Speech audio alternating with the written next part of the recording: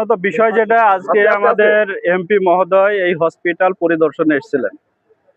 এসে হসপিটাল পরিদর্শনে তিনি মূলত এই হসপিটালেরই পরিচালনা কমিটি পরিষদের তিনি সভাপতি, সেই দায়িত্ববোধ থেকে তিনি এই হসপিটালে এসে ভিজিট করতে এসেছেন।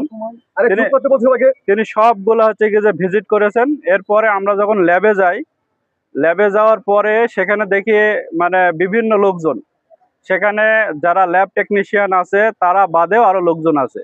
তাদের পরিচয় জানতে হলে তারা হচ্ছে আমতা আমতা করে কথা বলে এবং শেষ পর্যন্ত কিছু লোকের কথা বলে যে আমাদের অমুক নিয়োগ দিয়েছে, কিন্তু অমুক নিয়োগ দেওয়ার হচ্ছে কি যে তারা কেউ নেই, অথরিটি নেই এখানে। আমরা সেখানে ছিল, এখানকার আরমও ছিল এবং ভারপ্রাপ্ত যিনি সুপার ডাক্তার ফজলুর রহমান তিনিও ছিল। তাকে আমরা বিষয়গুলো জানালাম।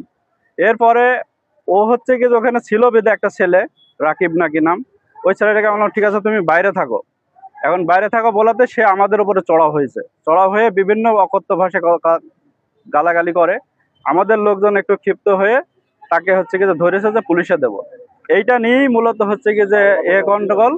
এখন যারা হচ্ছে কি যে এখানে বিশেষ করে একটা রাজনৈতিক দলের লোকজন এখানে মানে মব সৃষ্টি করছে, তারা মূলত এই হাসপাতালে অনৈতিক সুবিধা নিচ্ছে আর কি। অনৈতিক সুবিধা নিয়ে তারা হচ্ছে কি যে এই হসপিটাল থেকে রুগী ভাগায় নিয়ে বিভিন্ন জায়গায় যাচ্ছে এবং হসপিটালে রুগীদের যে সেবা, এই সেবাটাকে হচ্ছে কি তারা বিলম্বিত করছে। যে কারণে আমরা এই বিষয়টা বুঝতে পারার কারণে তারা হচ্ছে কি যে আমাদের লোকজনের উপরে চড়াও হয়েছে। তবে এখানে এমপি সাহেব যে ঘটনায় ঘটছে, এখানে এমপি সাহেব সবাইকে শান্ত হওয়ার কথা বলেছে এবং এই হসপিটাল আজ হোক কাল হোক জনগণের স্বার্থে, রুগীদের স্বার্থে আমরা এটাকে দালাল মুক্ত করব এবং এজন্য যদি আমাদেরকে রক্ত দেওয়া লাগে, এজন্য যদি আমাদের কোনো কিছু করা লাগে সেটা আমরা করব, ঠিক আছে, কিন্তু হসপিটালকে আমরা দালাল মুক্ত করবো, এটা আমরা বলে দিতে চাই। ঠিক আছে। আমি বাইদা ভাই শুনতে পাই মেহেরপুরের ১ আসনের মাননীয় সংসদ সদস্য মৌলানা তাজউদ্দিন আহমেদের সাঙ্গপাঙ্গ নিয়ে এসে হাসপাতালের সুপারিনটেন্ডেন্ট এবং হাসপাতালের প্রশাসনের নিয়োগকৃত লোক তাদেরকে অবৈধভাবে আখ্যা দিয়ে তাদের উপরে চড়া হয় এবং তাদেরকে মারধর করে। এই ঘটনা শোনার পরে আমার কাছে বাইদা ভাই ফোন যায়। আমি এখানে দ্রুত আসি। এসে যেটা আমি দেখেছি, যেটা ওই স্থানীয় কিছু জনগণ এমপি সাহেবের উপরে চড়া হয় এবং জামাতের উপরে চড়া হয়। যা তারা একজন মেহেরপুরের অভিভাবক, মেহেরপুরের গার্জিয়ান, সে সর্বোচ্চ জায়গার মানুষ, মেহেরপুরের মাননীয় সংসদ সদস্যের সঙ্গে করে এই সমস্ত ক্যাডার বাহিনী, আমি এক কথায় বলবো ক্যাডার বাহিনীর সাথে করে এনে এই হাসপাতালে এই ধরনের অপকর্ম করেছে। যার কারণে আমি এই ঘটনার তীব্র নিন্দা জানাই।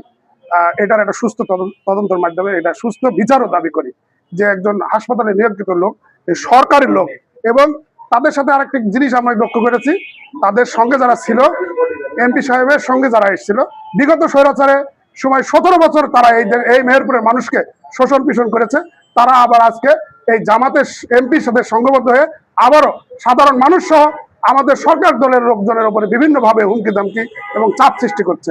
এইটার জন্য আমি মেহেরপুরের জেলা প্রশাসক এবং মেহেরপুরের জেলা পরিষদের প্রশাসক এবং মেহেরপুর জেলা বিএনপি সাধারণ সম্পাদক এবং আমার নেতা সদর উপজেলা বিএনপি সাধারণ সম্পাদক ফাইজ মোহাম্মদ ভাই সহ সর্ব রাজনৈতিক দলের আমি সুস্থ তদন্তের মাধ্যমে এই ঘটনার সুস্থ বিচারও দাবি করি। যেহেতু আমি নিজেও, আপনারা ইতিমধ্যে জানেন যে কারেন্টের একটা সমস্যার সম্মুখীন আমরা হয়েছি যে কোনো কারণে। এই কারণে আমি নিজে রাত 1টা পর্যন্ত ডিউটিতে ছিলাম। আমি এইখানেই থাকি হাসপাতালে। কালকে একটু কারেন্টের ঝামেলা হয়েছিল রাতে, যার কারণে আমি রাত 1টা পর্যন্ত এখানে ছিলাম। যে হাসপাতালের এই ইমার্জেন্সি জেনারেটর ব্যবস্থা করা হয়েছে, তারপরে আপনার পিডিবি প্রশাসনকে ফোন করার পরে ইমার্জেন্সি কারেন্টও এখানে ব্যবস্থা করা হয়েছে, যাতে সারা রাত এখানে কারেন্ট না যায়। এই দায়িত্বের সাথে আমরা এই হাসপাতালের সাধারণ নিরীহ রোগী যাতে চিকিৎসা পায় সে ব্যাপারে আমরা পদক্ষেপ গ্রহণ করছি। ইন গিভেন টাইমে আজকে সকালে আমার এই অনাকাঙ্ক্ষিত ঘটনার জন্য আমরা আন্তরিকভাবে দুঃখিত এবং এই ঘটনার বিচারও চাই। আমি এখানে থাকি, আমার দৃষ্টিকোণ থেকে দালাল কি জিনিস আমি বুঝি না। দালাল আমি, আমার চোখে দালাল পড়ে না। হাসপাতালে আমরাই সরকার দলীয় যারা, আমরা মেহেরপুরের তারেক রহমানের সরকারের উন্নয়ন কর্মকাণ্ডে যারা আমরা সঙ্গে সম্পৃক্ত হয়ে বাংলাদেশকে এগিয়ে নিতে চাই, আমরাও চাই হাসপাতাল দালাল মুক্ত থাক। আমরা এই ব্যাপারেও আমরা অনেকবার চেষ্টা করেছি।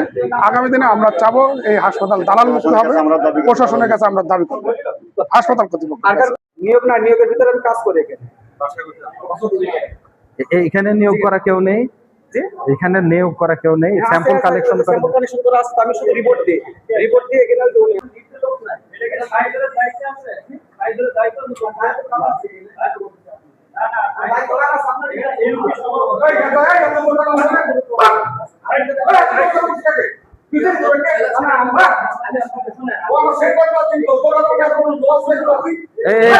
আমরা ডাক্তার কেমন?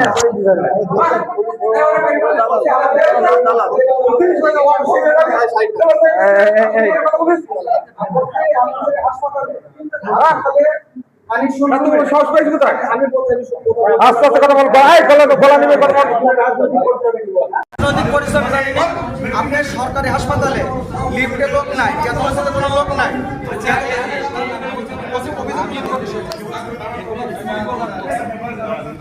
হাসপাতাল কর্তৃপক্ষ নাই চাই দরকার, আমাদের তুমি বলে আরো স্যার আমাদের বলেছে আমি কাজ করি না, আমাকে নাই